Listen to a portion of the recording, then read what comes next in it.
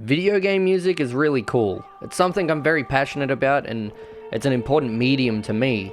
But one thing that shouldn't define a game alone is the fanciest graphics or controls, but it should be what complements them. And that is the music. Now, game music's resume's purpose isn't to just fill in the background void or build an atmosphere. It goes a lot deeper than that. I believe it's overlooked and it's just as important as the visuals on the screen. For example, listen to these song samples from two completely different games and then try and picture what kind of gameplay or visuals would complement them.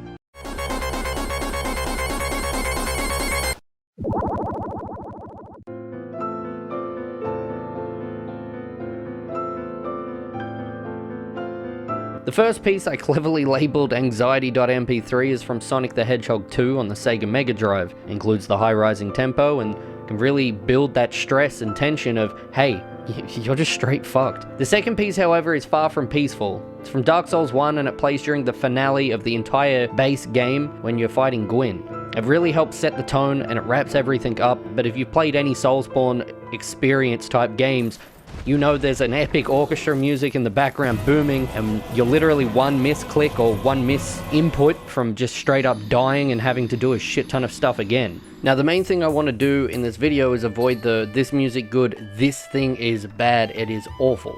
Because that doesn't really say much about the overall music that's used in these games, and that kind of defeats the whole purpose, because that's not what this video is about. This is more just a stand on, this kind of stuff is really good, and it means a lot to me, and maybe you'll learn something, I don't know. I just want to show appreciation to the cool shit that this music has done with my goopy bone mech, and that's my brain if you didn't know. Anyway, let's talk about games that have a unique method to involve music into their gameplay, and just in general, why it's fucking cool. So, let's just talk about music mechanics.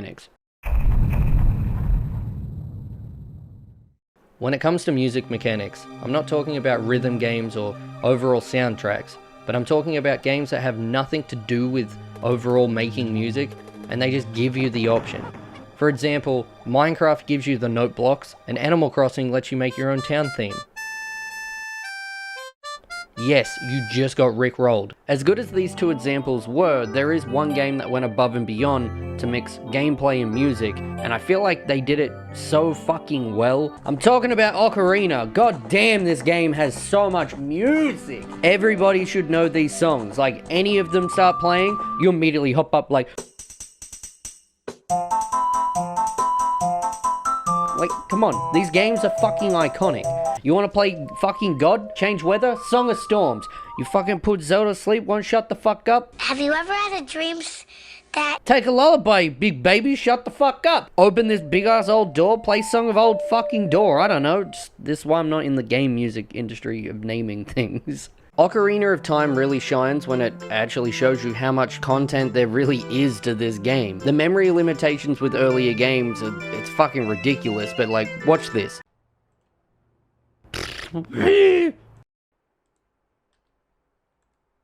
Like, what the fuck? That's like a whole SNES cartridge. And I'm not just talking about memory limitations here either. I'm talking about the fact that there were 5 buttons and Koji Kondo went away and managed to pick 5 separate notes and made 12 unique songs to play on the Ocarina. And that, to me, is just... it's fucking mind-boggling, dude. I don't understand this shit. With all of these limitations in place, they made such a masterpiece. Next chapter! Atmosphere and world building is that spicy shit. It's just as important as the gameplay itself, but it's an overall addition and complements what's happening visually. It's the use of ambience in some of the most cancerous water levels, even though they have the best music, a dynamic soundscape, or even if it's just a small piece of music that really helps sell what's going on and, ooh, spooky. Like, imagine a horror game, but the music's like this.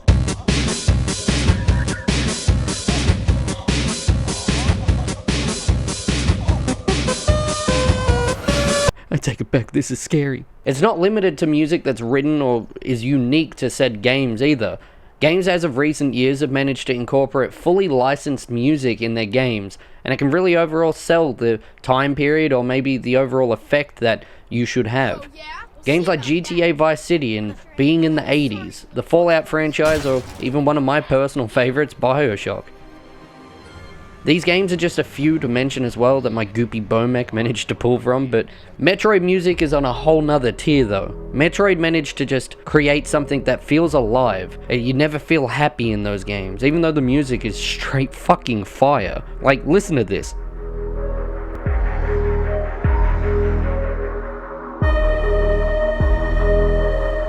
God fucking damn, no one said you could go that hard. I'm gonna play you one scene from a game that I really fucking like. I feel like the music doesn't just set up the scene, but it's the entire fucking game, and like, God fucking damn. Sarah. Move your hands, babe. I know, baby, I know. God. Listen to me, I know this hurts, baby. You're gonna be okay, baby, stay with me. I'm gonna pick you up. I know, baby. I know it hurts. Come on, baby. Please. I know, baby. I know. Sarah. Baby. This scene's music, acting, everything came and played a core part in that scene. And it hits my feelings every time, but we're gonna talk about something maybe a little bit more happy. Player association! The easiest way to explain player association is through random battle encounter, a well-deserved safe room in Resident Evil, or maybe it's a bench in Hollow Knight. Hell, it can even be a big boss fight. Like, I don't give a fuck, man. Just, it's shit is happening and you need to deal with it. The perfect example for like a game that does this is Left 4 Dead. And I'm sure if you've played it, then you know what this music means. Or even this. Left 4 Dead 1 and 2 use the same music to alert the player that, hey, events are about to take place and it's up to you and your buddies to fucking deal with it. Instead of spamming text all over the screen, pausing the game or taking you out of the action, the game uses your goopy Bomek and memory to be like, hey, remember the last time you heard this music? You're in trouble, Ray Romano's coming. It pretty much means the music is used more as an asset or a tool, rather than just music that just plays. Nuclear scientists, pretty smart. Employees at Valve, holy fucking shit! Valve, you get a gold star.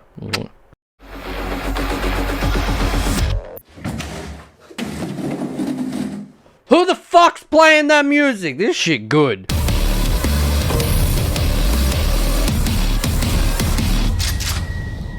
The way the Doom music was made is just fucking mind-boggling. I don't get it, but I fucking love it. The only problem is, how am I meant to aim when headbanging? Nick, what were you thinking? Like, how am I meant to aim with these circumstances? Too busy shaking, man. Give me a sec. Mick Gordon said in a GDC interview when making the Doom music, it was mostly left as static. Otherwise, it would get in the way of the groove, and just overall, it flowed better with the gameplay. To make sure that the actual music wasn't repetitive, he decided to split it and break it down into tracks and multiple bars, rather than a 3-minute, like, full song or loop. Overall, I just really like Doom music. That's it. It's fucking good. I could talk about this shit for hours, and I probably am down below, and I apologize if that's the case, but let me know down below, like, songs that you really like from a game, or maybe it's just really good fucking nostalgia shit. I don't know. I don't know what the next video will be on, but I do want to thank my Patreons for subscribing and helping me fund this, and in general, allow me to chase my dreams. I do appreciate that. If there's anything you can take away from this video, it's more people need to notice this shit. It's important. I fucking like this. Please tell me you like it too. Thank you. We're best friends now. Anyway, I hope you liked the video. I'm sorry it took so long, and feel free to subscribe and like. If we hit 500 subs, then your boy's doing a 24-hour Twitch stream, so I'm going away now. Thank you for watching.